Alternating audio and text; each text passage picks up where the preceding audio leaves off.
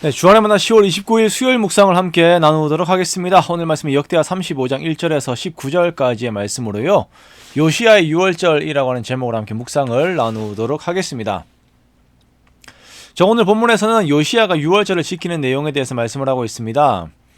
자, 우리가 얼마 전 히스기야가 6월절을 지키는 내용을 함께 보았습니다. 그렇죠.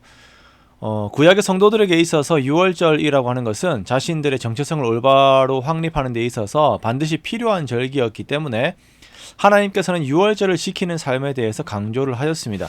그래서 이 6월절을 지킨다라고 하는 것은 그들의 신앙에 있어서 가장 기본 중에 기본의 삶이 되는 것입니다. 그리고 요시야는 다시 이 기본을 회복하려고 하는 것입니다. 6월절과 무교절은 제1월 14일부터 21일까지 연속되는 절기입니다. 우리가 잘 알다시피 출애굽을 통한 하나님의 구원을 우리가 기념을 하는 것이 6월절입니다. 6월절은 이스라엘 종교력의 1월 14일 저녁 하루를 이렇게 6월절이라고 하고 있고요. 그리고 15일부터 21일까지는 무교절 기간으로 보냅니다. 자, 그리고 6월절 제사는 이스라엘 남자가 지켜야 할 영원한 규례로서 하나님께서 지정하신 예루살렘 성전에서 드려야 합니다. 자, 그래서 6월절이 되면 민족의 대이동이 진행이 되는 것입니다. 6월절 희생물인 어린 양은 제사 직후에 구워 먹습니다. 무교절의 첫날과 마지막 날은 성회로 지키게 됩니다. 그리고 이 기간 동안에는 누룩을 집에 두지 않고 무교병만 먹으려 번제, 소제, 속죄제 등 엄격한 제사제 규례가 시행이 되게 됩니다. 자, 율법책을 찾고 그 말씀에 기록된 대로 지키겠다라고 하는 선언을 하나님 앞에서 한 요시야는 이렇게 그 안에 기록된 대로 6월절을 지킵니다. 말씀에 대해서 아는 것으로만 끝나는 것이 아니라 말씀이 요구하는 대로 6월절을 지키는 요시야의 모습을 봅니다. 자, 이렇게 요시야는 솔로몬의 글을 준행하여서 레위인들이 할 일을 족속대로 서열대로 정해줍니다. 레위인들부터 해서 성결하게 6월절을 준비할 수 있도록 하지요. 우리는 이렇게 말씀 안에서 6월절을 준비하고 있는 유다가 앞 선대 왕들의 시대에 심판을 예고받았던 나라라고 하는 것을 상상할 수가 없습니다.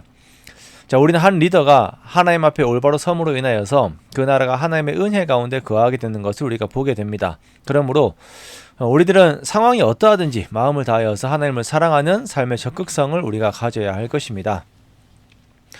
요시야의 6월절에 대한 성경의 평가는 사무엘 이후에 그 같은 6월절이 지켜지지 않았다라고 말하는 것으로서 우리가 볼 수가 있지요. 분명 히스기야의 시대에도 6월절이 지켜졌긴 했습니다만 요시야는 하나님의 말씀대로 6월절을 지키려고 힘을 다한 것입니다. 히스기야 때에는 기간에도 문제가 있었습니다. 그리고 성결의 부분에도 문제가 있었지요. 그래서 히스기야가 이 성결의 부분에 대해서 특별한 어떤 긍휼을 달라고 하나님께 기도한 부분이 있었습니다. 자, 그러나 요시야는 철저하게 말씀을 지키려는 노력이 있었어요. 그것이 하나님 앞에서 높이 평가가 되었습니다.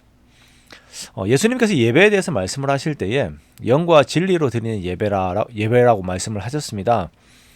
우리의 영으로 그리고 마음의 중심에서부터 드리는 예배입니다. 그리고 이 예배는 하나님의 말씀 중심으로, 즉 예수 그리스도 중심, 예수 그리스도의 구속을 근거로 하여서 드려지는 예배이어야 합니다. 요시야가 6월절을 말씀대로 지켰다라고 하는 것은 우리가 예배를 드릴 때 예수 그리스도 십자가 중심으로, 그리고 예수 그리스도의 그 구속을 중심으로 하여서 우리가 예배를 드린다라고 하는 것을 다시금 우리가 기억을 하고 돌아보는 것입니다. 6월절을 준비하는 모습들을 보면 각자의 자리에서 자기의 역할들을 수행하고 있는 것들을 우리가 보게 됩니다. 왕이 먼저 백성들을 위하여 소유를 내어놓았고 방백들도 백성과 제사장과 레위 사람들을 위하여 희생 제물들을 내어놓았습니다. 레위인들도 제사장과 동료 레위인들의 제물을 준비해 주었습니다.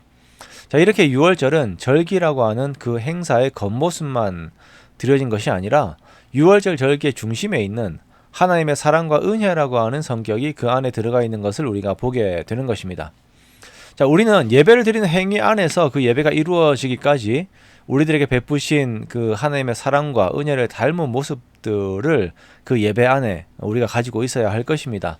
우리도 하나님을 따라서 드리는 사랑과 하나님을 따라서 드리는 그 긍휼, 은혜의 모습들을 다른 사람에게 베푸는 것이 예배 가운데 있어야 한다라는 것입니다. 이것이 참된 예배입니다.